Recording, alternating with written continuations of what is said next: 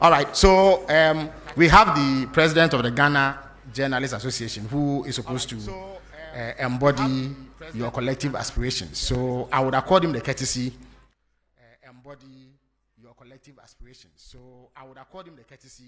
of asking the first question.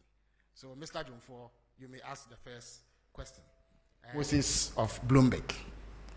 And then one lady in the middle to bring the number to 4. Mr. Jumfo, you may ask your question, please. Thank you, Honorable.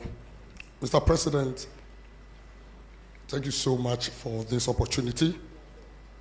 And having been given the opportunity to set the tone for the media encounter, permit me to commend you for availing yourself for this media encounter and for your commitment to transparency and accountability.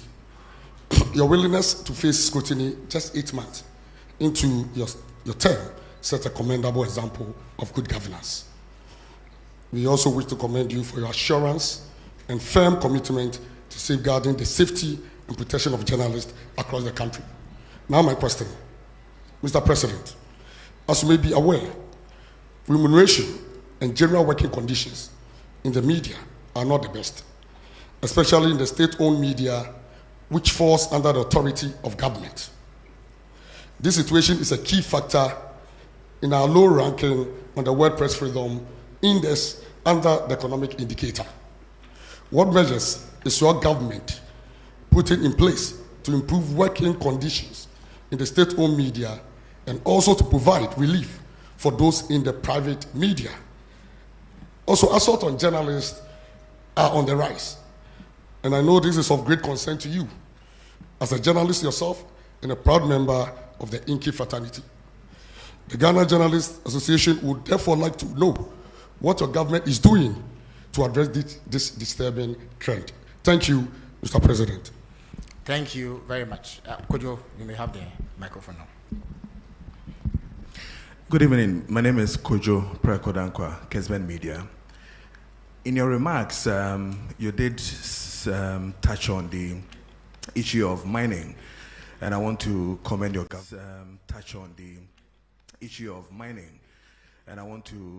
government. With the achievements you chalked.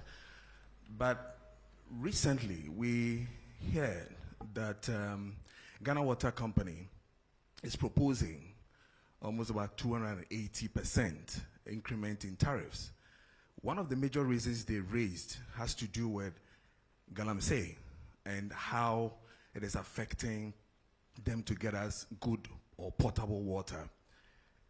In this way, I would want to ask, Mr. President, would you then consider the argument that we should have the state of emergency when it comes to illegal mining? Thank you. Thank you very much, Kojo. I believe I called the Moses of Bloomberg. Yes.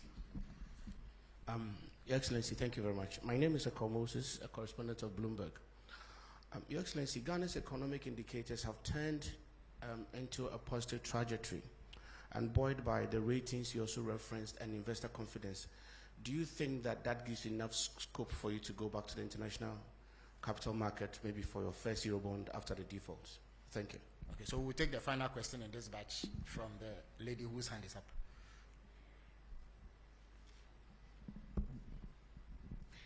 Bedase, Ediame Jesso ene apina pukua when near me wo Adam Brand, Sadum TV, and Adam FM. Masen bisa efa enkania boy and the yenim say ECG, a proposed 225%. Yenim said me more and tomorrow by a base 2.45. In July, it was sold by 14.75. Then you now see him say a bine one is so the 24 economy. Or the Bayejuma na Ghana for the Duenya Mufaso. It is say ECG the 225% increment eba. Yenim hawa proposal no any hunkumudi kone percentage of debatina. Ebeko Ghana for Bibena company say ano yedin. Ye bisa se betumenya nsusanso ewo 24 economy no so Ghana for butum ena ebium saban be hye obeso asene eye subsidy ama omanfo ho atoma na medase. Yo medase. So His Excellency the President will field these questions at this stage. Thank you. Thank you very much, President of GGME. Your question is a double question, one on remuneration and the other on assault of journalists. With regards to remuneration, I would say that it's not only journalists in the state-owned media who are dissatisfied with their salaries. Public service salaries are not living wages. I agree with the TUC that we must work towards a living wage. All of us are dissatisfied with the salary we get as public servants. The private sector offers better remuneration, but that's why we have to work together to grow the national cake so that we can pay ourselves better. And that is why there's agitation for cancellation of Article 71 in the Constitution, because we all must feel the pinch so that we can grow things together. But when you cushion a certain constitutional class and they have more cushy remuneration than the other people, then it creates a kind of discrimination between public service. And so our advocacy has been for an independent emoluments commission that would deal with the salaries and wages of all persons in the public sector so that we grow those wages together. In our first incarnation under Professor Mills, we established a single spine salary structure. And that salary structure was supposed to uniform out wages in the public sector so that the disparity would not be too wide. So if you are a secretary in GBC compared to a secretary in, say, Bank of Ghana, there will not be that very wide disparity. Unfortunately, the single spine atonsium, because of the inability to maintain the discipline in public sector wages. Over the last 8 years, the group that is able to strike the most gets more addition to their wages than those that don't go on strike. And so the disparities have occurred again. And so we're in consultation with organized labor to see what we can do about reforming public sector wages. And I'm sure that if those wages are made better, journalists working in the public sector would also have an improvement in their remuneration. With the private sector, government does not have control there. And what happens is we have such a proliferation of private media that advertising revenue is not enough, to be able to maintain the kinds of salaries that we all expect.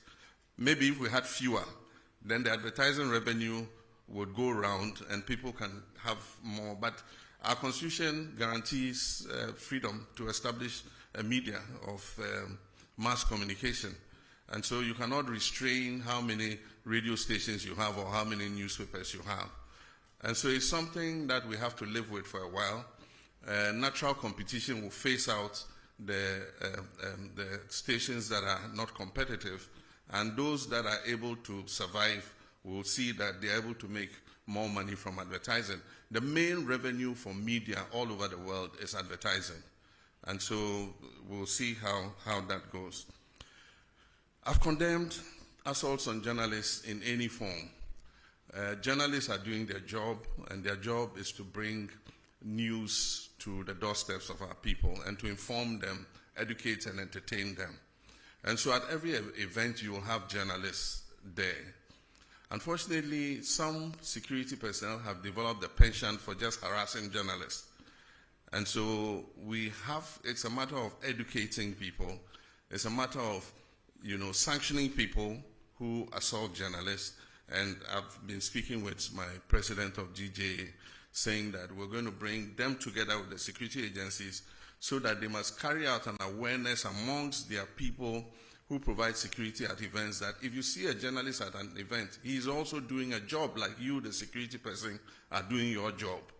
And so you don't have the right to assault them or to manhandle them. And so we'll keep working at it. I mean, definitely, as a member of the GJA, a lifetime member of the GJA, there's no way I'll condone assault of journalists in any form.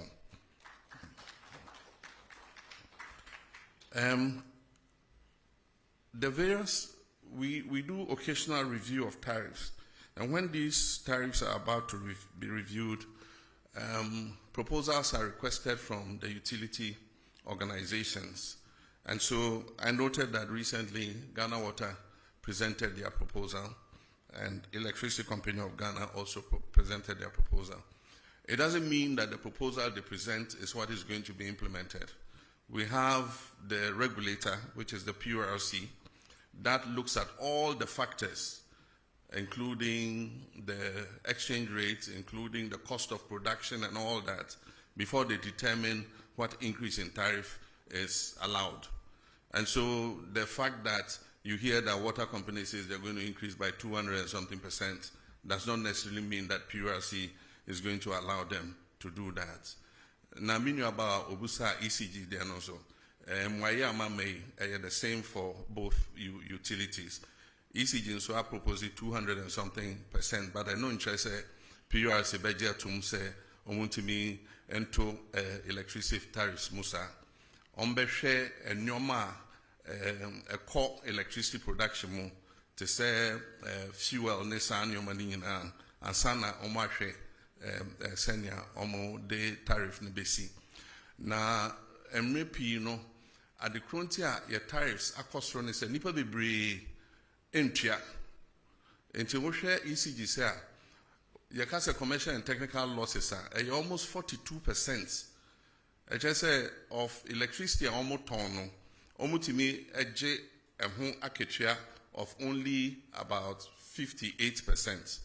Na eno anka wiase afa na bia anka sa edwuma ya se wo ye edwuma bia na bibia wo ton bia wonya just return of 58% anka by now edwuma na gu nso akoya aban de se kire so na aban abeboa kire so na aban abeboa enti afi de ya sesa omo hwe edwuma no so na ya kenya omo se omo sorry na omo nante na nea onkrofo mu wia iram kania no ni ade nyina yencheche omo na yentwe omo aso efise se yen nyina etwa ebema eton no ebo na bafom enti eye edwuma ye begu so aye Bloomberg, yes, we're quite happy with the outcomes of the reforms that we have been implementing in the economy. And we have survived without going to the capital markets. We've survived without borrowing. Who could have thought some years ago that Ghana's economy could be run without going to the external market to borrow? And yet, we've survived. And so we shouldn't be in a hurry to go back to the capital market. All we've done is to reorder our expenditure and push funds to areas that are of priority. And so that's all we've done. Fiscal discipline, not spending money on wasteful, political interventions and all that. And that is already showing the successes in the market. I mean, we've gone from negative 3.4% on the primary balance to positive 1.1 as at now. And by the end of the year, we'll achieve the target. I'm sure we'll overachieve the target of positive 1.5. And so it's all about discipline in expenditure. And so for me as the president, I would not favor a quick return to the international capital market. I think we should go like this for a while and consolidate the economy before we look at external financing. Thank you. Thank you very much, Your Excellency. Now, having taken a set of questions from this side, I would go to this side and take 4 more questions. Kamini, you may have the first shot. Mr. President, it's Kamini Amano. I'm the host of TV3's Hot Issues. We look forward to your return to the iconic show. I want to talk about the local currency, the cedi. In the second quarter of the year, we saw a very bullish rise in the value of the cedi. We are not seeing the same in the third quarter. So far, we are told that it's lost about some 13%. When it was on its rise, the IMF had warned that the country was over-interfering, which is why we were seeing the performance. My question tonight is, Mr. President, did you manipulate the performance of the cedi? Is that why we are seeing the cedi fall as quickly as it is today? How do you explain this decline in value in such a short period of time? And what's the plan to revive it? Thank you very much. Nana Mejakwa has the floor. Patramidin Nana Mejakwa, Nia TV. My question is oral. I'm saying, Mr. President, what can PFA oral? Now, the last accountability series, Attorney General, a statement in Pesemi read Kakami quoting Kakranami to us. I wish to remind you of the fact that when I announced the Kwabena Edubwahi investigation, I was blunt in stating the fact that I am open to engaging in plea bargaining with those who have been investigated and found to have looted or stolen state resources. I mean no words about my intentions and will therefore not shut the door to any accused person willing to enter into negotiations with my office for purposes of reaching a plea agreement. Yenim se ya criminal and other offenses procedure amendment act 2022 plea bargaining. But my question is say fight corruption. As Attorney General, State Attorney say we be na upon the ato honomwa. Say we loot state resource and as a fund bra. Then we negotiate. Does it mean say we beti asese sikana me fire no me tuya ye jai no ana and they were honomwa na. My question no that's Justice from Shinhua News Agency. Thank you very much, Mr. President. My name is Justice from China State Media, Shinhua News Agency. Looking at the global trade crisis that was ignited by the United States President, people have been wondering what countries like Ghana would be doing as a response. But we realized recently that the Chinese government has actually granted all African countries a zero tariff into their market. What will Ghana be doing to take advantage of that for our trading to be boosted as a substitute to what we may have been losing from the United States side? Thank you. Before I take the final question from here, let me indicate that we are joined by journalists from across the regions through the power of technology. So as and when the technical folks sit down me, I would ask them to also contribute to this question and answer session. Alfred, you may have the last word in this batch. Thank you. Good evening, Mr. President. My name is Alfred Okanse. I work with TV3 as part of Media General. Just on the back of the oral question that was asked by a colleague of mine, over the weekend we had the General Secretary of your party indicate that there are some NDC lawyers who are cutting deals with some persons who are standing trial for acts of corruption. Is this statement one that you're minded by? And if you are, what are you going to do about this, especially because of how committed you are, as you indicated, to pursue oral because the Ghanaian people expect that you should do so? Thank you. Thank you very much, Alfred. Now, we are joined by William Menta from Rich FM. So, William, if you can hear me, you have the floor. Okay, so my name is William Menta from Asimfosu-based Rich FM Central Region. And Mr. President, Central Region is known as the heartbeat of education and tourism. Yet our people still struggle with unemployment and underdeveloped infrastructure. What specific steps is your government and our strengths into real jobs and opportunities for the youth? Thank you. Thank you very much. Your Excellency, you may answer this question, sir.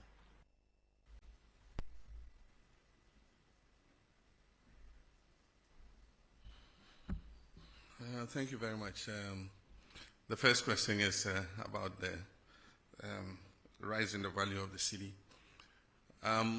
We recognize a very steep appreciation in the value of the city in response to the reforms that we were carrying out. And for those of you who listened to me, there was one occasion where I said, people were asking whether it will go below 10. And I said, it is dropping, but it will find its true value it was undervalued at 16, and it probably is overvalued at 10.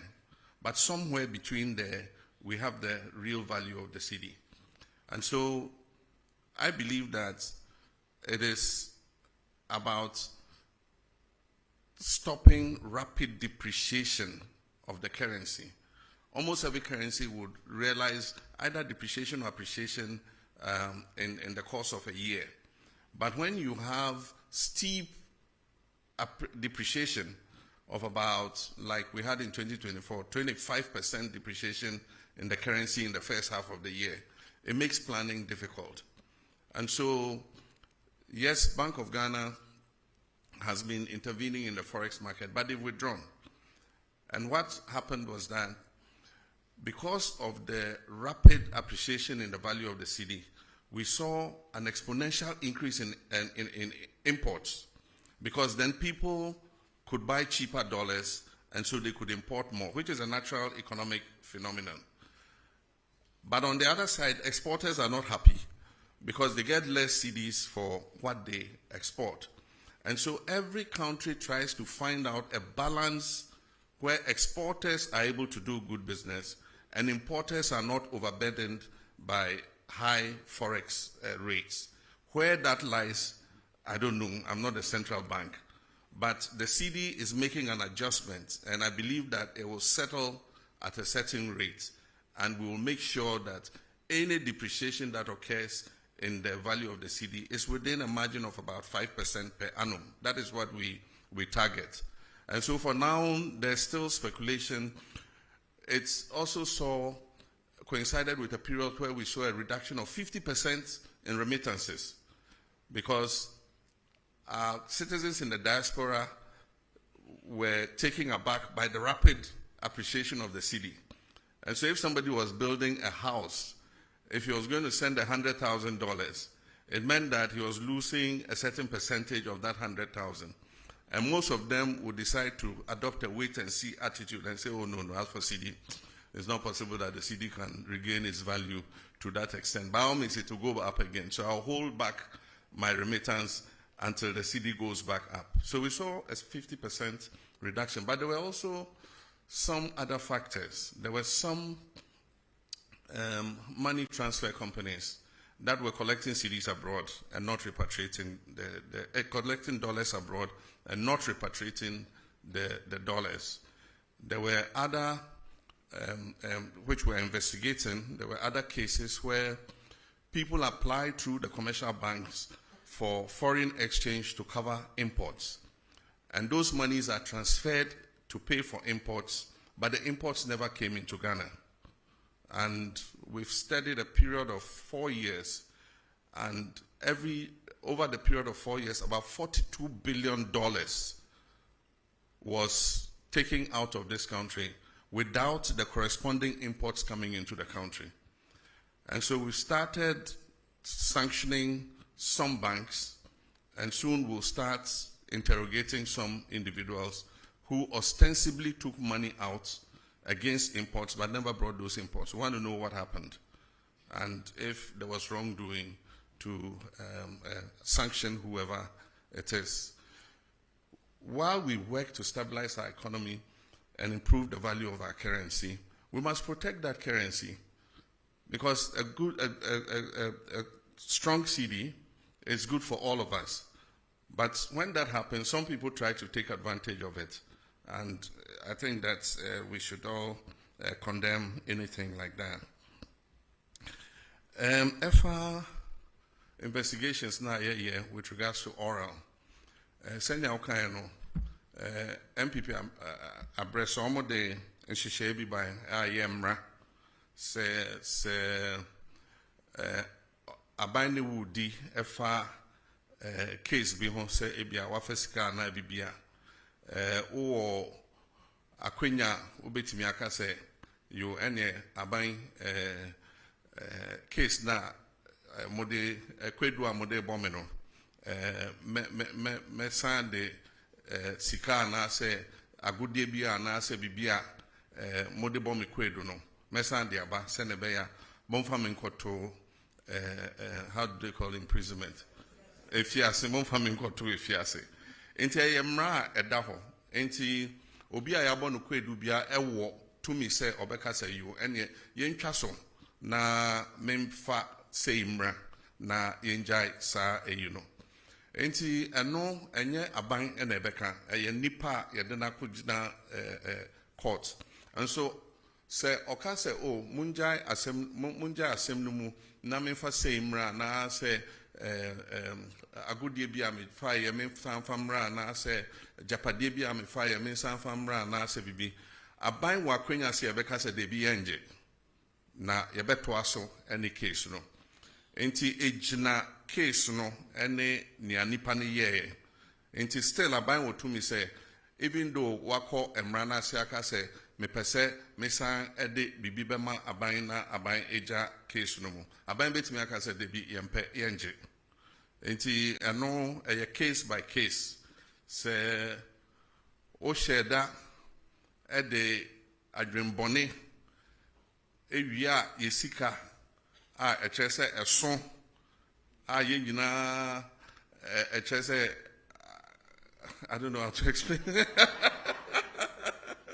ɛkyerɛ sɛ abɔ aban anaasɛ ɔman no kaa yɛwɔtumi sɛ yɛbɛka sɛ yɛmpɛ nea wode ba no na yɛde wobɛkɔ akɔto efiase ba nnipa bebree so ka sɛ na wode no kɔto efiase waa na wobɛtɔ aduane ama no waa na wobɛhwɛ no ɔyare a wode no bɛkɔ hospital enti sɛ wɔawia sika na ɔka sɛ ɔsan de wo sika bɛma wa ɛne ɛho wɔ mfasoɔ sɛ yɛbɛgye yɛ sika kyɛn sɛ yɛde nipa no bɛkɔ efiase nti yɛno deɛ attorney general ɛna ɛbɛhwɛ no akan nea ehia with regards to trade tariffs and China zero tariffs, it's an incentive for us to export into the Chinese market. And we need to look at the items that China imports and see where we have a comparative advantage to be able to take up those imports. I know that China imports a lot from the US, and there's a trade tariff war between US and China. So China is looking for alternative markets to import those items. And so they import a lot of meats from the US, they import a lot of maize from the US and other agricultural products. And so if we have arable land and we're in a position to expand our production, then the zero tariff will make meaningful sense. Then we can take advantage of it. But it is just a figure if we are not able to respond and be able to export into the Chinese market. But I think that it offers an opportunity for diversification of markets. Nobody wins tariff wars. It's unfortunate that America has appended the whole world trade system. We all work towards a rules-based trading system. It took years of negotiation from Rio to Doha round and all that. And eventually, reasonable tariffs were agreed between countries. Countries like Africa enjoyed zero tariff into the US because we were in the developing world. And so it was a concession that US gave.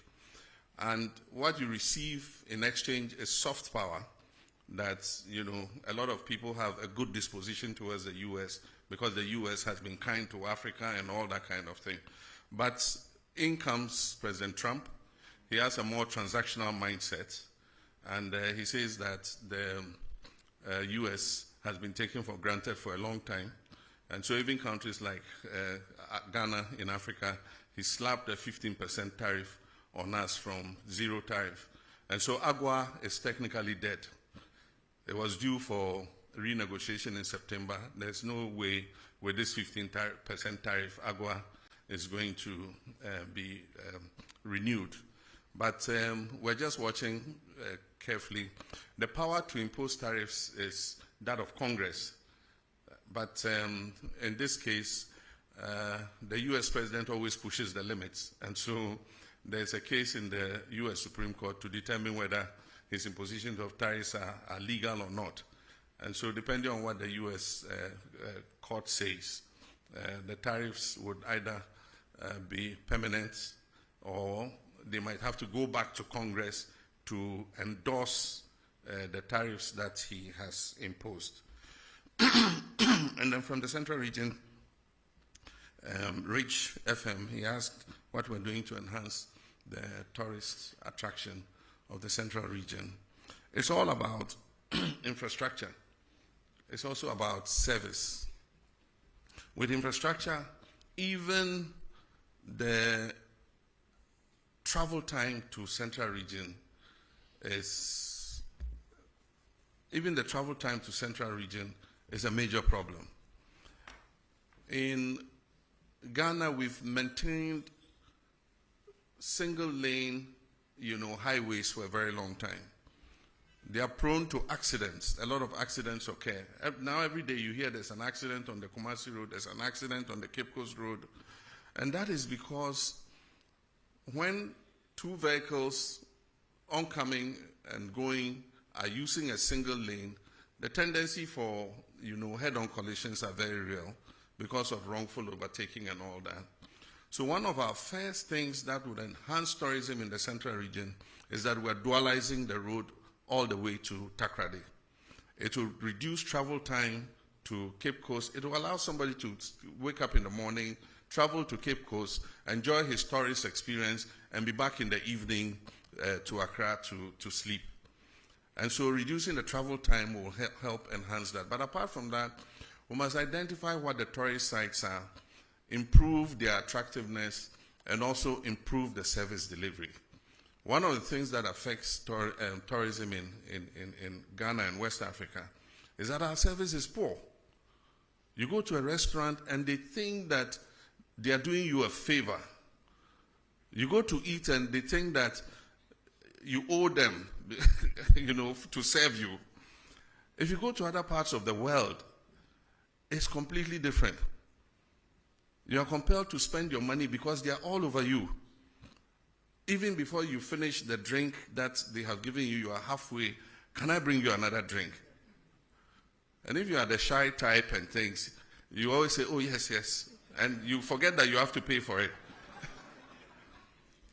And so we must improve our service delivery. Owners of services must take professionals who know how to be courteous to customers, to know that we are in this job because you've come here to eat, or you've come here to do this. And so that's one of the drawbacks of our whole tourism experience. And most times you spend so much money, set up an establishment, instead of going for professionals, you go and haul your relatives from the village to come and serve people. They pay and they can't even get their change. You can't find the waiter who took your money. And when you even find them, he says, oh, we have no change. I mean, they have a certain sense of entitlement. And so until we reform all these, and it's an attitudinal problem, until we reform all these, and people who own these establishments make sure that service delivery is at near 100%, we would not be able to attract enough tourists into our country. We have a beautiful country. People come and, they just say, look, this country is good. But if you hear a lot of the feedback and you say, oh, but what is negative about it? Oh, your service is not the best. Always, that's the feedback that comes. But the government will do its part. Government has the responsibility for making sure the infrastructure is good. And we're starting with the road, making sure that we dualize the road all the way to Cape Coast and Central Region so that people can travel easier to go and enjoy the tourist attractions there.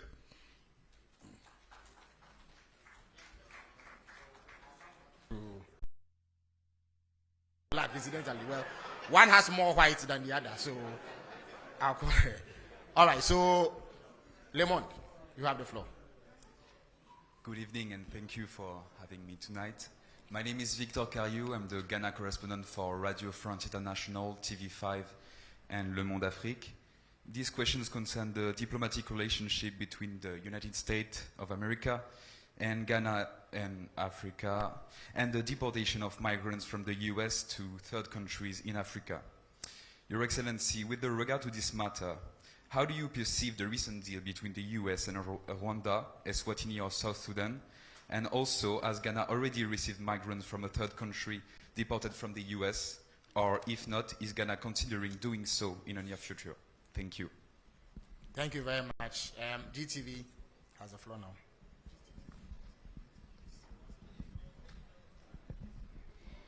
Thank you. Good evening, Your Excellency. You announced that the government will remove the minimum capital requirement for foreign investors under a revised Ghana Investment Promotion Sector Act during your visit to Japan. Your Excellency, is the government not removing the protection that shields Ghanaian enterprises by removing the minimum capital requirement? And also the concerns about the Ghanaian traders with the activities of the Nigerian trade partners in the country. There's a request for that part of the GIPC Act to be amended to make it possible for Nigerian and indeed other African traders to move more freely within the space because of ASCFTA. What are your views? Thank you. Thank you very much. Kojo Yangson has the floor now. Thank you. Good evening, Mr. President. My name is Kojo Yangson. I'm the host of the Super Morning Show on Joy. Mr. President, you've already talked about how important it is to safeguard the water bodies and the forest reserves. But over the past 9 months since you became president, the turbidity levels in the water bodies have worsened, according to the Water Resources Commission. Ghana Water Company supports this by saying that they've had to shut down several treatment plants because the water sources are too polluted for them to process. Besides that, we know that there have been increased incursions into forest reserves for Galamsey. We've also heard from your transport minister that we are importing more excavators than ever before, over 200 a day. My question about this is about its effect on the economy. Recently, the finance minister has been touting the work of the Gold Board led by Sami Jemfi for being an anchor to the economy, especially when it comes to stabilizing the city. My question is, does your government know, is your government able to tell the difference between gold from Galamsey and gold from regular concessions when the Gold Board is buying gold from local producers? And could it be, because so much of it comes from Galamsey, could that be the reason why we are seeing some reluctance recently in the fight against Galamsey, in the sense that the IGP's efforts have been stopped and he's brought back his men from the forests? Could this be because? Thank you very much. I think your point is made. So I'll turn to the BBC now. I'm Thomas Nadi from the BBC World Service. Mr. President, during our interview last year ahead of the elections, you mentioned you were going to establish special courts to fast-track the trial of corruption cases. Could you update us on how far you've gone with that? And also, some of the oral cases border on national security, particularly the Edubwa Hene one. Do you intend to take them out of court? Thank you. Thank you very much. The lady in a lot of white and black. Good evening, Mr. President. My name is Bernice Abubeidulansa. I'm a broadcast journalist with GH1 Television. In your speech, you mentioned that you are committed to resetting institutions. But there are many Ghanaians watching us tonight who are either on the verge of homelessness or struggling to get money to rent. Not because they don't have money, but because we are not sticking to our rent laws. I just want to ask when your reset agenda will reach the housing sector, particularly for the State Housing Company Limited in putting up real affordable homes for many Ghanaians, and the Rent Control Department in protecting vulnerable Ghanaians. Thank you very much. His Excellency has granted a special dispensation for the lady in less white and more black to ask a question. After her, we will grant yet another dispensation to our friend from the Upper East region who has come all the way. And then Randy Haji of Wezo TV will bring the question session to a close. Please go ahead.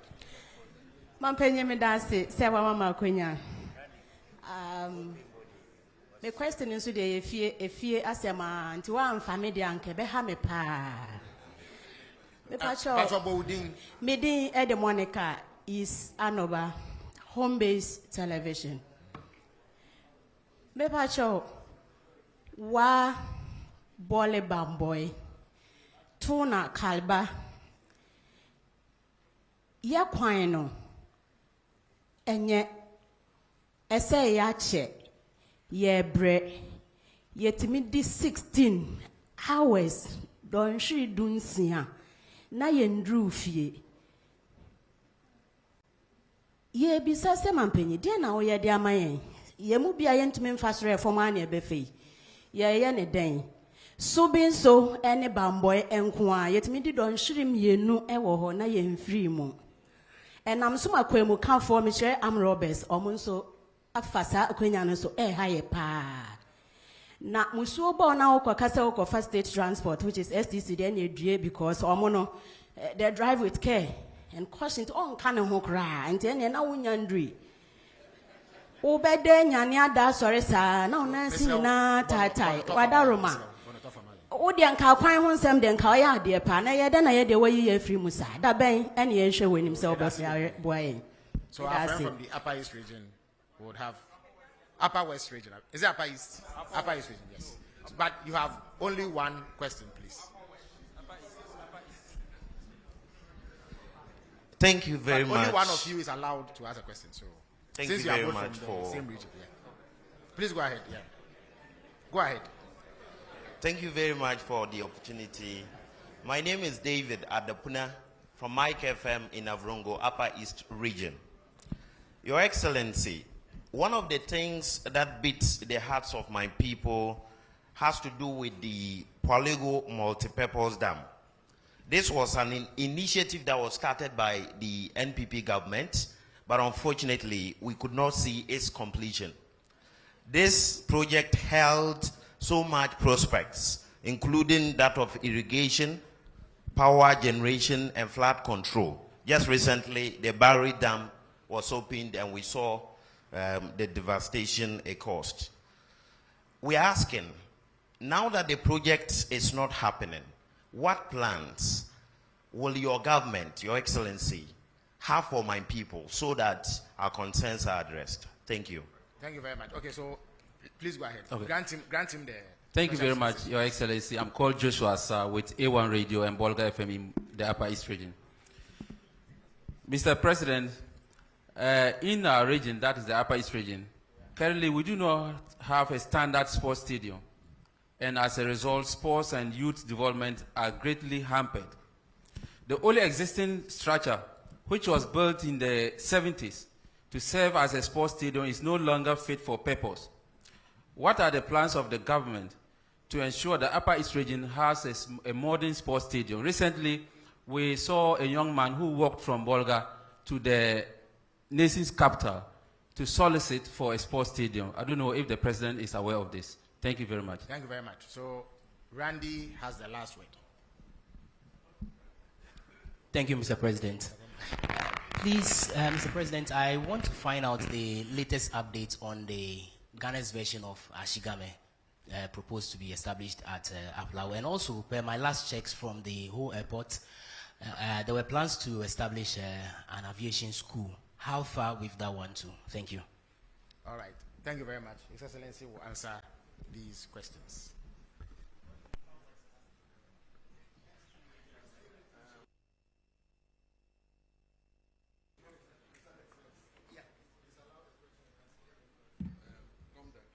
Okay. Okay. Senior A.R. Gomda, the President Senior and Secondary School, has the final word by presidential fiat. Please give him the microphone. Thank you very much. Excellency, your recent directive that 2 persons be investigated for their activities regarding Galamsey went down well with a lot of people, but so far we haven't had any outcome from it.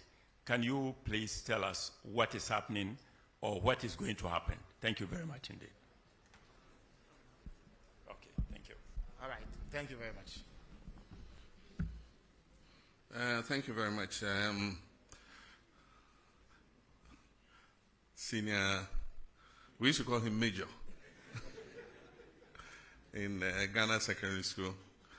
When I came to Form 1, they were in Form 3, Yeah, and he was, as a very little boy, and he was one of my protectors. He used to protect me from bullying, and that's why I gave him the last.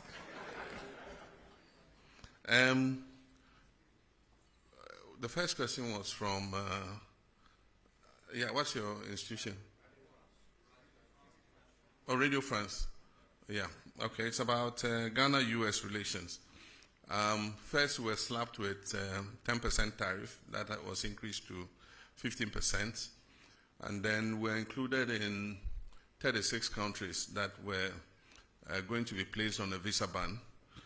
But in the meantime, all 5-year visas were cancelled, and we were restricted to single entry 3 months. It shows the tightening situation in our foreign relations, but I do think that we still enjoy good relations with the United States of America. We were approached by the US to accept third-party nationals who were being removed from the US. And we agreed with them that West African nationals, were acceptable, because all our fellow West Africans don't need a visa to come to our country. So if they decided to travel from US to Accra, they don't need a visa anyway. So if you're bringing our colleague West Africans back, that's okay.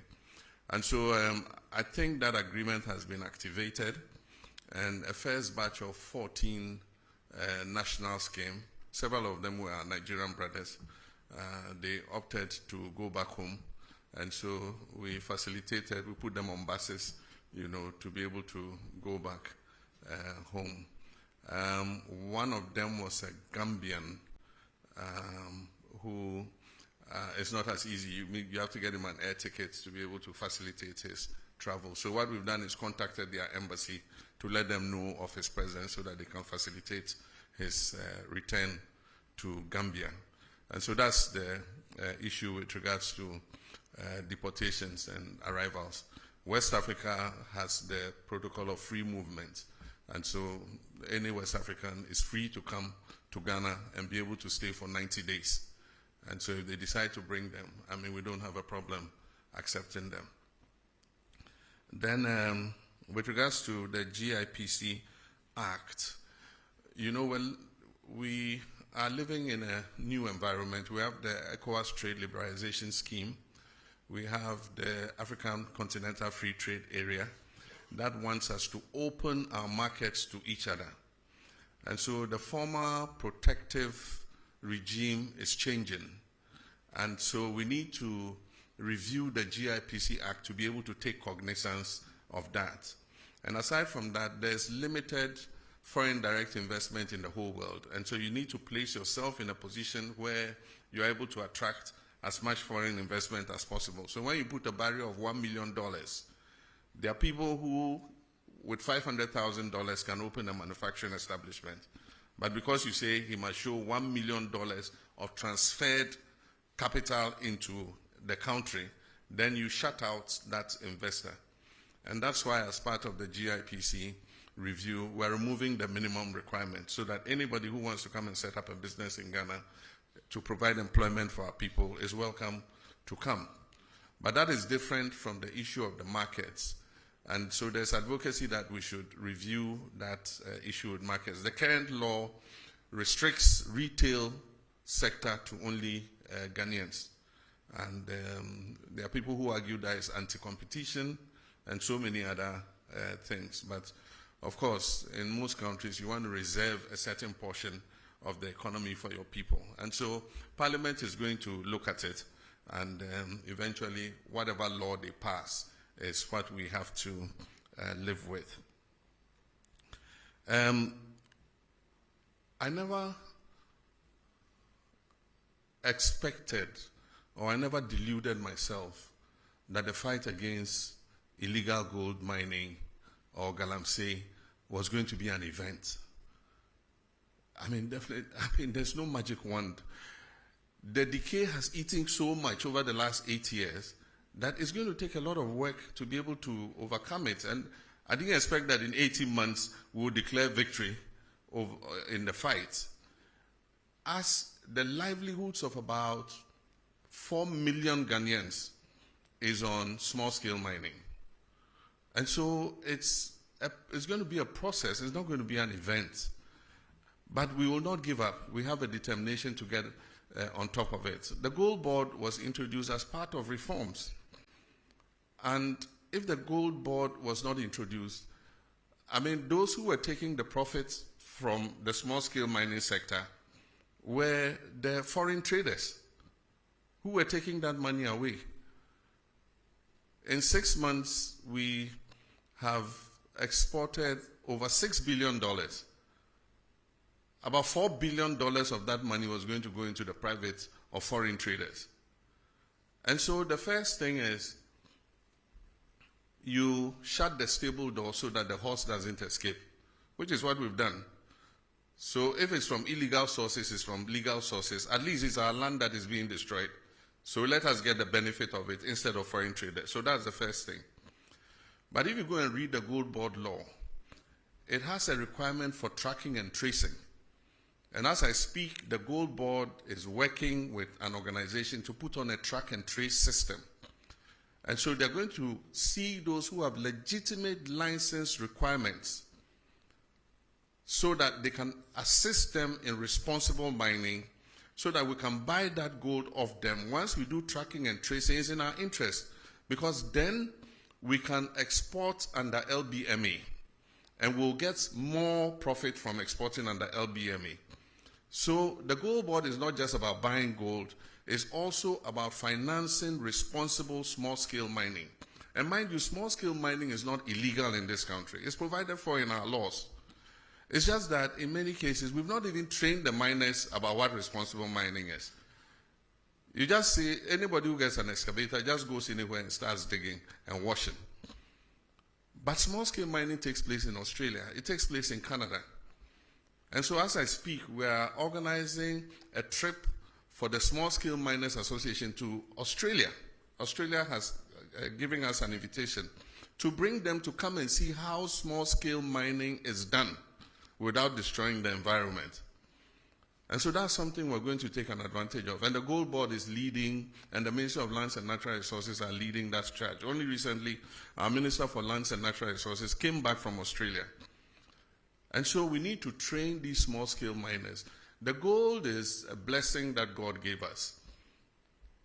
It's a natural resource that God gave us to make life better for our people. It's just that the way and manner in which we are going about it is causing destruction to the environment. But it is the result of an increase in the gold price.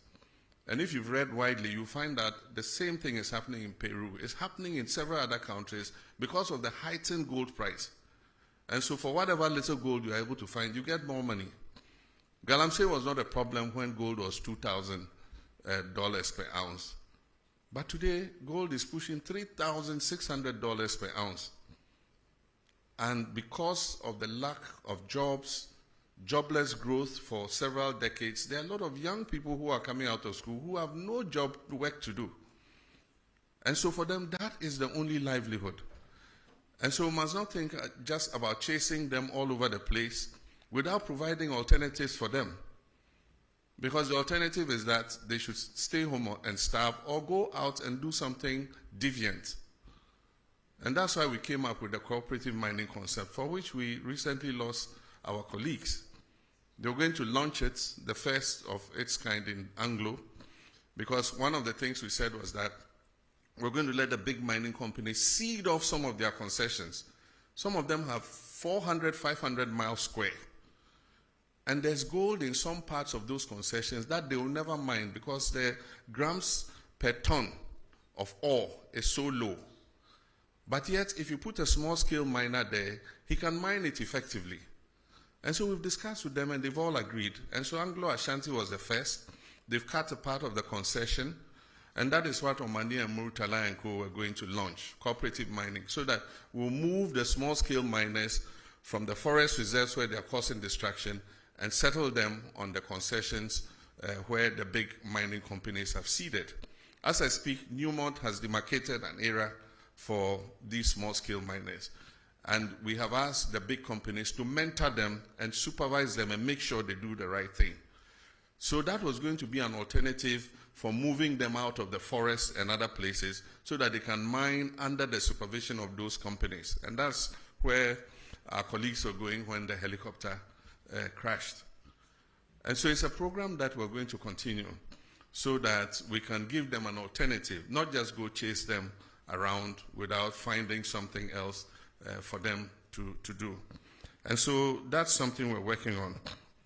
With regards to excavators, we're enforcing the law that you must get the permits before the excavator is put on a ship. That is what the law has been, but it was not followed. And so they let the excavator land before they come and ask the Ministry of Transport for a permit. And so we've informed all the dealers that you cannot load an excavator onto a ship until you have gotten a permit. In the meantime, a lot of excavators have arrived at the port. And recently, somebody said they were being released at midnight to their owners and things. That's not true. What happens was there were so many that they had occupied a huge area of the port and congested the port. And so we found the land near Shai Hills, near the military installation. And the Field Engineers Regiment and others have been given charge to move the excavators from the port to that area so that they can free up space in the port. And they do that in the night because of traffic in the daytime. So in the night, they have the payloaders moving the excavators out of the port to the designated areas where they are supposed to be held. And before any of those excavators is released, they must be tracked, they must have a tracker on them, they must be registered by the owner of the excavator, and we must know the purpose for which the excavator has been imported. Because the construction industry also imports excavators, and so you cannot put a blanket ban on importation of excavators just because you think that every excavator is going to go into the illegal mining industry. Even the big mining companies that have licenses import excavators. And so we want to know who is importing the excavators, who it is going to. We want to be able to put a tracker on it and be able to trace that excavator wherever it is in the country. We called off the IGP's anti-galamsey task force because they are supposed to coordinate with NIMOS, that is the National Anti-Illegal Mining Operations Secretariat. Unfortunately, they were not doing that. So every little commander in any this thing gets up, galamsey phobia, they can't tell who is licensed, they can't tell who is not licensed, and so it was just like an attack on the whole small-scale mining industry. And so what we said was they should freeze their action. They should synchronize it with the National Anti-Galamsey Operational Secretariat so that they can be directed exactly to where to go in terms of the anti-galamsey fight. While we're fighting galamsey, it doesn't mean that it's a free-for-all for everybody to get up. Anybody gets up, puts on a helmet, puts on a jacket, and says, I'm anti-galamsey. They say, we're not looking for chaos. We're looking to do it, you know, in a scientific manner so that we do not hurt the whole of the small-scale mining industry. We talked about special courts for anti-corruption. I actually said we'll speak with the Chief Justice and see if they can create special courts for prosecuting people who are flagged in the Auditor General's report.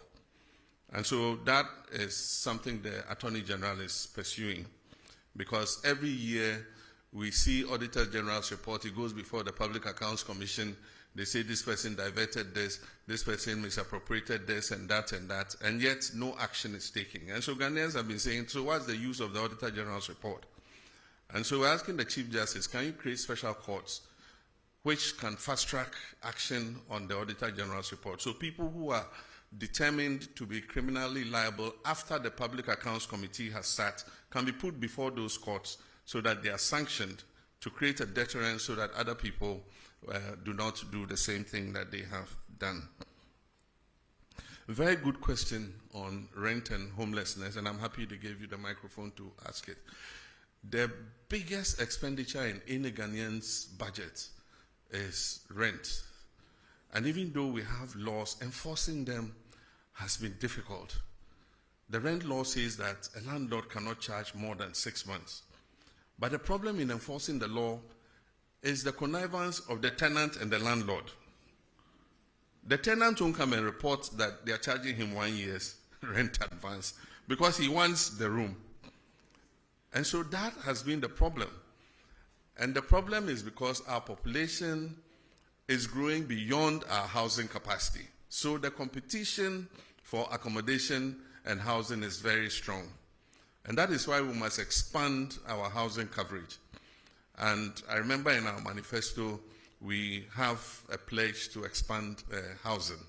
And in the next budget, we're going to make provision for that. I've already had a discussion with some of the associations, the organized labor associations. Some of them have funds that are sitting in their accounts. And they have members who want houses. So what I've said is government will match their funds. And so if they give 1 billion cedis, we will give 1 billion cedis. And then one of the banks, Republic Bank, has said that they are willing to also match with 1 billion cedis. So if we get a 3 billion cedi fund, we can start building houses in all the districts. And as people pay their down payments, it will go back into the fund and it will become a revolving fund. And governments can give it to people. I said if you have like about 15 to 20 years before retirement, you can take a house and we'll be deducting from your salary monthly so that by the time your retirement time is up, you have your own accommodation to go to. And as we take those deductions, they will go back into the fund. So it becomes like a revolving fund so that we can increase the housing stock. But the Minister of Finance will talk about that when he reads the budget in November. Minyaba, se ufi yekrom honomo. Techiman wenchi Bamboy Bole Wa Road, a major international corridor. Na nearby, adia ba say a quine say and say a bedroom rebia trucks ni bebre omoko Mali any Burkina Faso a ye Bobo Dulaso a hono a hoako ye quine a one faso ma omo into omo fa Techiman omo fa kentampo kwan ni biom e ko pagansa na omo akomani because omo fa wenchi kwan na omo ko pie bole no mo pie wa no mo ko pie hamile wodru hamile a Bobo Dulaso e wo enchen ho a o pai efa wonsa benkum so a e de wo ko Bamako enti ama enhyen akese ne bebre enam sa kwan no so e kwan no so ya nye ne se ebetimi afa sa wait, how do you call wait? And ya nye e kwan no se ne befa sa enyoma na omofa no emu odu aha enti ama kwan na se kra enti yese obia hokuru nsuo eba na na emu meboa ho na misu mi free enti ye big push no ma shada de akoshe big push no mo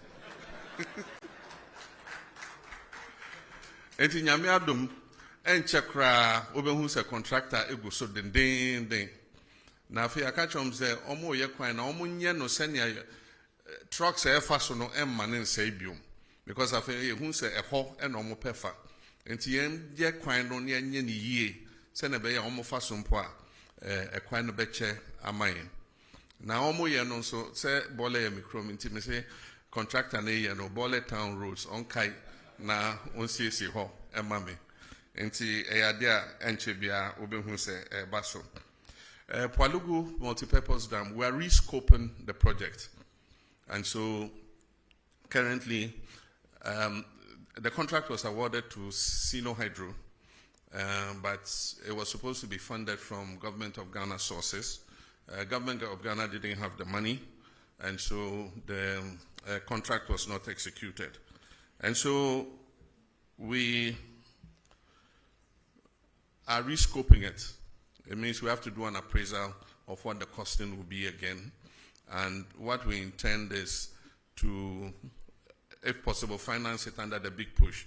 The last time it was to cost about $900 and something million, almost $1 billion. And $1 billion today is about 11 point something, almost 12. So that would be about 12 billion CDs. This year, the total budget for Big Push was 14 billion. Next year, the total budget is 30 billion. And so we'll see how we can accommodate it in phases, because it has two phases, phase 1 and phase 2.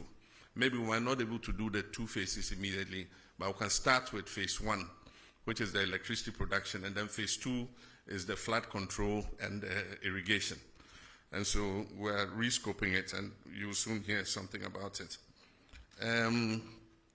With regards to stadia, we promised to build stadia in all the new regions and the regions that don't have modern stadia. So as I speak, the Ministry of Sports and Recreation is doing the design and the costing for the new stadia. And Upper East is one of the regions that has been captured to receive a new sports stadium. That also is under the big push. What we're doing is Takwa Goldfields built a stadium, a standard stadium for their football activities. And I was surprised to learn it costs about $13 million. When government of Ghana has built stadia, it costs hundreds of millions of dollars. But for those of you who have gone to Takwa and see their stadium, it's a standard stadium. And I think it takes about 5,000 or more, or is it 10,000 people? And so if they could build it for 13 million, government too should be able to do same. So we've asked them to find out the architects, the designers, and everybody who did that stadium so that we can replicate it in our other regions that don't have a stadium. And then finally, Ashigami, we've got the money. China is giving us money for the Aflao market. The land has been acquired, and designs are being worked on, and soon a contractor will be appointed to build the markets. And so that promise is on track. Aviation school at Ho Airport, Togbi Afede is leading the charge. The current status is that the land has been allocated, and currently surveyors are on the land marking out the demarcation for the aviation school. We're also trying to attract an MRO. MRO is Maintenance Repair Organization. And so we want to use Ho Airport as the center for maintaining aircrafts. There are a lot of aircrafts in Nigeria and other places that if we have a good MRO in Ho, we'll just fly the short distance and come and service their aircrafts there. And so we're working on that. The last question was about the referral of two of our executives to IOCO to investigate allegations of involvement in illegal mining. That investigation is active. Some allegations were made, and IOCO is investigating whether there was any substance to the allegation. As and when they conclude that investigation, they'll give us a report, and we'll determine what should be done. So that's it. I think I've answered all the questions so far.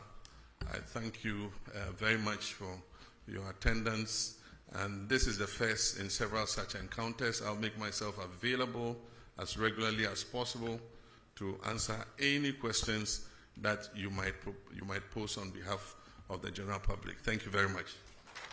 Thank you very much, Your Excellency. I was actually billed to Bernard Avle of Channel 1, Sadiq Adams, Mahama Haruna from the Savannah region, and there's a lady at the back there, and Joshua from GH1.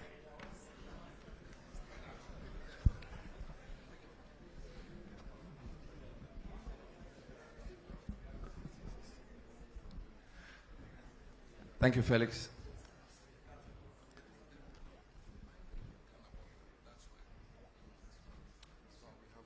Thank you, Felix. Before my question, I'd like to indicate that there was a question on Galamsey, which I believe has Yes, not I been just answered. prompted His Excellency and he will deal with it. Yeah. Thank you very much. So, Mr. President, thank you for this opportunity. We are told democracy thrives on checks and balances and separation of powers. Your party has a 2/3 majority in Parliament. The Chief Justice you came to meet has been removed, of course, under your hand, although the process was gone through. There is talk of the EC chair and the leadership, quote, not being fit for purpose by members of your party. Some people fear that these developments and others create a situation where the other arms of government are completely subservient to the executive. In fact, one newspaper expressed the fear that you could be morphing into, quote, a supreme leader, unquote. There is a maxim that power corrupts and absolute power corrupts absolutely. Should we be worried in your legacy term that the democracy you came to meet will be well oiled and that the three arms of government will work not in subservience but in unison? Thank you. All right, before I come back to you, we'll cross over to Tamale and take a question from Abdul Mujiz from Tamale. Sagani TV from Tamale. Abdul Mujiz, you have the floor if you can hear me. Thank you very much. Mr. President, good evening. My name is Ba Abdul Mujiz from Tamale. My question has to do with the Tamale and Yendi water project. I would like to know when.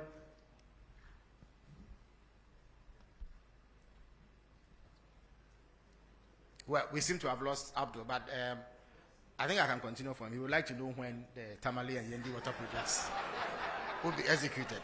Yeah, Sadiq, you have the floor now.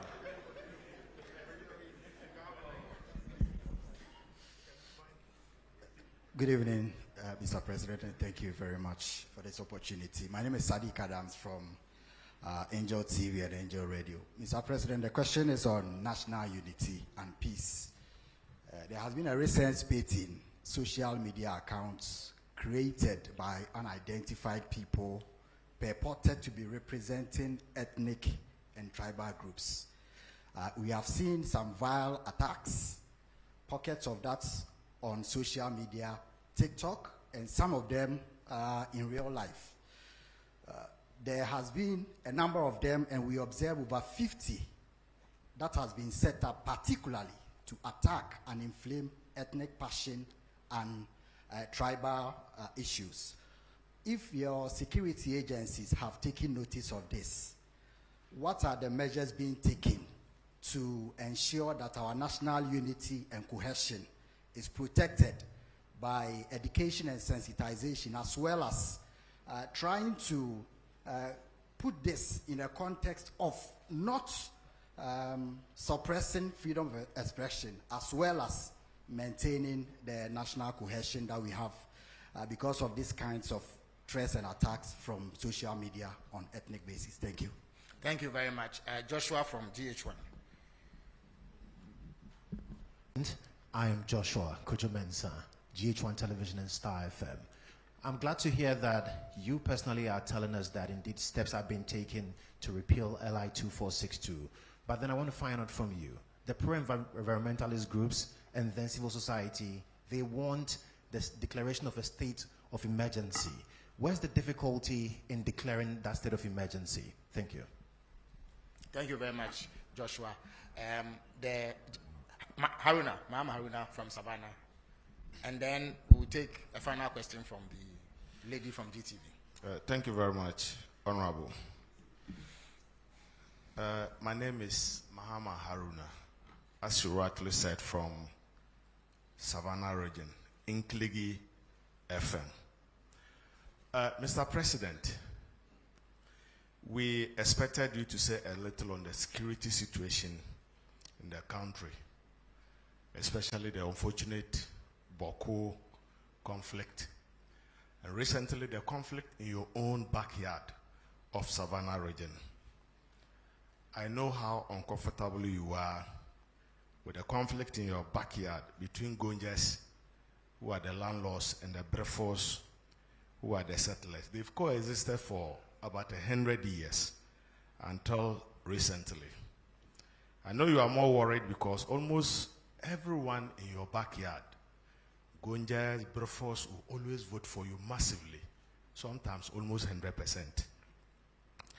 Now, since 1996, when you contested your first elections, first of all, I just arrived from Bole, where you hail from.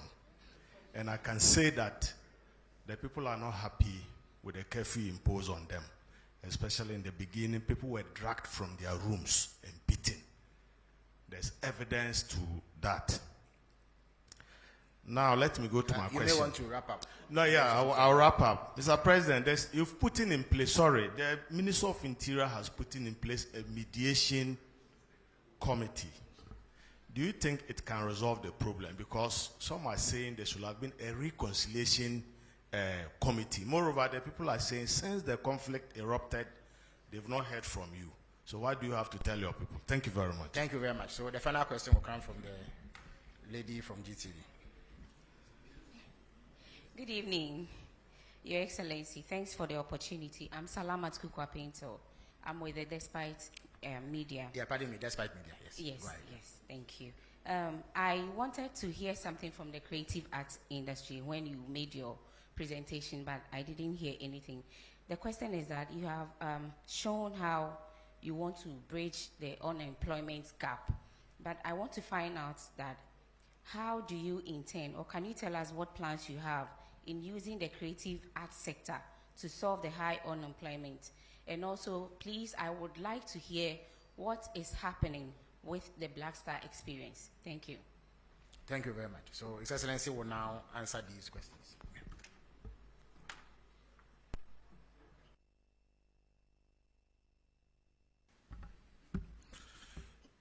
Thank you very much. Let me first apologize for missing one of the questions, and that is the accusation that there's interference in terms of the oral investigations. I would have very conveniently said the General Secretary himself is here, and so I'll call him to present his evidence to the public. But I can assure you that there's no way anybody can interfere. I cannot be in people's mind to stop them from attempting to interfere, but I am responsible for making sure that that interference comes to naught. And so I closely monitor. I hold regular meetings with the Attorney General. He briefs me on the status of investigations. And so I'm confident that, the cases will go ahead based on their merits, and that nobody would have the opportunity to interfere. If anybody goes lobbying people or paying people to interfere, they probably are just throwing away their resources. All cases will be investigated and come to their logical end. If people are exonerated in the courts, that's what justice is all about. We will do our part, and we're being painstaking in preparing the dockets, and that's why people are complaining that it's a bit slow. But you don't want to hurriedly take a docket to courts and have it thrown out on technicality. And that's why you need to make sure that by the time a docket is prepared and prosecution starts, you have a watertight case that will ensure that you get a conviction. And so that's the process that we're going through. There was also a question that was tied to water, but it also had to do with Galamsey. It says that the justification for water company asking for such a steep increase was because of the cost of treating the water. And I answered it in terms of the tariff, but not in terms of the Galamsey in the water. But in my statement, I indicated that we just started with the Blue River Guards. We're training more and more of them. These are long expanses of water bodies. And so far, those we've trained are 600 and something. They are not enough to cover even the length of the Ankobra. And so as we recruit and deploy, because they patrol the water bodies, if they see any Shamfam machine on the water body, they seize it and we burn it, we destroy it. And so I gave you the number of Shamfam machines we have seized and destroyed. As we continue to increase the numbers of these Blue River Guards, I'm sure that we'll be able to cover the tunnel, we'll be able to cover the Pra, we'll be able to cover the Ankobra. And we hope that then we will start seeing, some reduction in the turbidity of the water. But even more than those on the water bodies, the destruction is the forest reserves. Because the rivers take their catchment areas from the water reserve. So if you destroy, from the forest reserve, if you destroy the forest reserve, the river or the stream will dry up. Because where it takes its water source will no longer exist. And so that's why at the beginning of the struggle I said our focus is going to be on the water bodies and the forest reserves. And then we can stretch out to other areas. So as we train more Blue River water guards, we would see an improvement in the turbidity levels of the waters. Bernard said I'm in danger of becoming a supreme leader. Look in my face, do I look like a supreme leader? And that is to paraphrase Prof. Star. Mills, do I look like a cat hunter? Do I look like a supreme leader? I'm a Democrat through and through. And even when we attained 2/3 of Parliament, I said that we're not going to use it to ride roughshod over the minority, and that we're going to give opportunity for democracy to flourish. And so we don't intend to use our 2/3 majority to steamroll our democracy. We believe that even though the people of Ghana gave us that overwhelming majority, it wasn't meant to turn Ghana into a dictatorship. They gave it to us in order that we could carry out reforms to make our governance better. And I think that we stand a very good chance with that 2/3 majority to finally move the amendments to the Constitution that we have all wanted. In the past, because of hung parliaments and all that, we couldn't make any progress because there are some of those amendments for which you need an overwhelming majority. And so Ghanaians have given us that opportunity and say, look, go ahead and do these things so that we can have a better constitution that will take Ghana for many more generations to come. And so that's what I believe. But I certainly am not on the way to becoming a supreme leader or an autocrat. Yendi and Tamale water. Yendi, Tamale are 3 urban areas in the northern regions that suffer severe water scarcity, especially Tamale. Tamale is probably the biggest city in the whole of the 5 northern regions. The population has been increasing rapidly, and the water system has not expanded as fast to meet the demand of a growing population. And so we have to urgently expand Tamale, Yendi, and Damango has become a regional capital. It has started growing very fast, and it faces a scarcity of water. The Tamale and Damango water systems are under an EU program, and recently when I went to Brussels, it's one of the things we discussed. There's funding available for those 2 water systems. And so because we have a cap on our credit, external credit, of $250 million a year, we have to find space within that to be able to accommodate Tamale and Damango water. But I want to assure you that they are priority projects for government, and we definitely would fund them and make sure that before we leave office, Tamale and Damango get sufficient water for those cities to thrive. With Yendi, we are placing Yendi under the Big Push program. And so we're going to fund it with our oil and gold revenues and establish an expanded water treatment system for Yendi. The budget statement is going to be read in November. And in the budget statement, details of these projects will be included in the budget. The last time the GJA came to me, I mentioned to them that as the world changes and new technologies come, we're moving from not having just the traditional media into having what we call the new media. These are all the new social media instruments like TikTok, like Facebook, like X and all of them.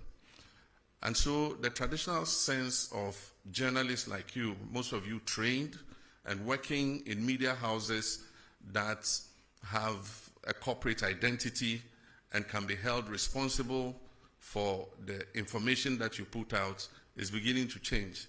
We have a new crop of I'll call them neo-journalists, who anybody with a phone and a camera can report news or comment on national issues. Now the point is, who holds those people responsible? And that's what he's saying. If you go to some of the WhatsApp platforms, or you go to some of the commentaries in the TikToks and others, we have what we call hate speech, incitement to violence. Those are criminal. Despite the fact that we have removed the criminal libel laws, there are some laws that make such people accountable. Because if we don't regulate that sector, it can lead this nation to war. There are some of the incendiary statements that have been made in the Boko situation that are fueling some of what is happening there, making people hate each other and see each other as enemies. It's been the same in the Gonja Brefo thing. Some people fanning and inciting violence against each other. This falls in the ambit of the National Signals Bureau. And so the National Signals Bureau now has the technology to use your IP number and find you wherever you are. So I'm sending a signal to Ghanaians that we can find you those doing those hate speech and things. We'll use your IP number, we'll trace you. And when we trace you, we'll deal with you under the criminal code for inciting violence and disturbance of the peace. But I believe that beyond that, we must start making regulation for this new media, because it's unregulated. And so anybody just takes a phone and says, oh, this plane crash, I wish that so and so had been the one in the helicopter and had died, and dwarfs have eaten him in the forest. I mean, why would you say something like that? And so we need regulation for that new emerging media. But in the meantime, the National Signals Bureau has been given the full authority to track down people who do that kind of thing and bring them to be sanctioned under the criminal code. I've been reluctant to implement a state of emergency in the Galamsey fight because we've not exhausted the powers we even have without a state of emergency. We have the opportunity to arrest anybody, to confiscate any such thing. There are laws for forest protection and all that give us enough powers to be able to act. Implementing a state of emergency might sound nice, but it should be the last extreme, the last resort. So for now, let's exercise all the powers we have. And if it becomes necessary for a state of emergency, then we'll look at it. It means we have to go to Parliament. The President can't just declare a state of emergency without, going to Parliament, because there's a limit to how long you can maintain that state of emergency. And so I believe that we still have leverage to continue to fight Galamsey without necessarily implementing a state of emergency. We have to, it means that we have to delineate the areas where the state of emergency is operational. And if you look at the area where Galamsey is taking place, it covers several districts of our country. And so we would do it if it becomes necessary. But for now, I think that we've given the security services enough powers to be able to deal with people who are found to be involved in Galamsey. With regards to the security in the Sola, Tuna, Kalba, and Bole districts, it was an incident over a small plot of land, like the land you put a container kiosk on. That's all. And it has led to over 30 deaths. Somebody has his house, and there's a land between the house and the street. And he wants to build shops on that land. And then there's a dispute with the chief. And then it leads to gunfire and then deaths. It's most unfortunate, like the questioner said. These are two groups that have lived in peace for so many years and are intermarried. There are people from one side who are married to their others, people from one side that are married to others. I, for instance, am such a mixture of people, I don't know who I am. Part of me is Vagla, part is Safalba, part is Gonja. I mean, quarter of everything.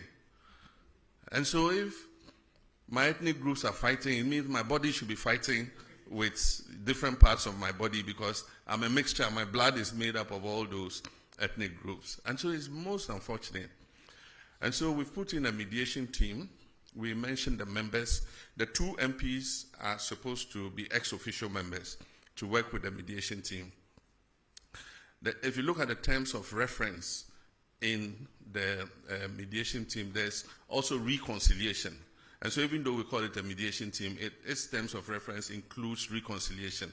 So we've given them the full authority to meet both sides, to perform purification rites, to cleanse the land of any blood that has been spilled and all that, and then to come out with recommendations how to improve relations between the 2 groups so that they live in peace.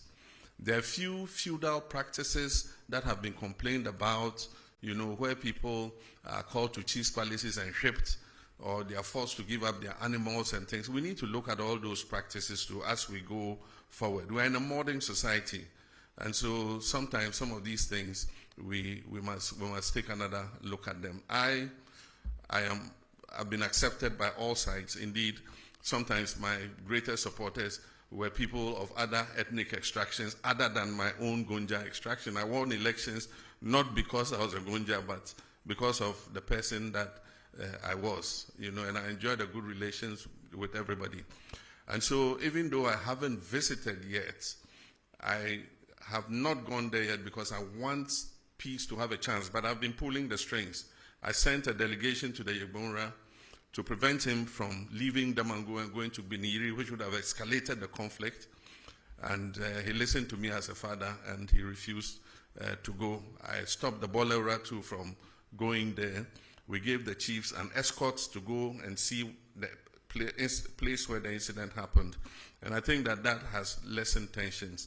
As I speak, we've given the security services the authority and the resources to begin to bring some of the displaced people back to their communities. And so we're going to work hard to make sure that we bring peace to Gonjaland. We need peace to develop.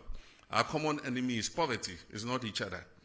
Savannah is one of the poorest regions in the country, and so we must rather be fighting poverty rather than fighting each other.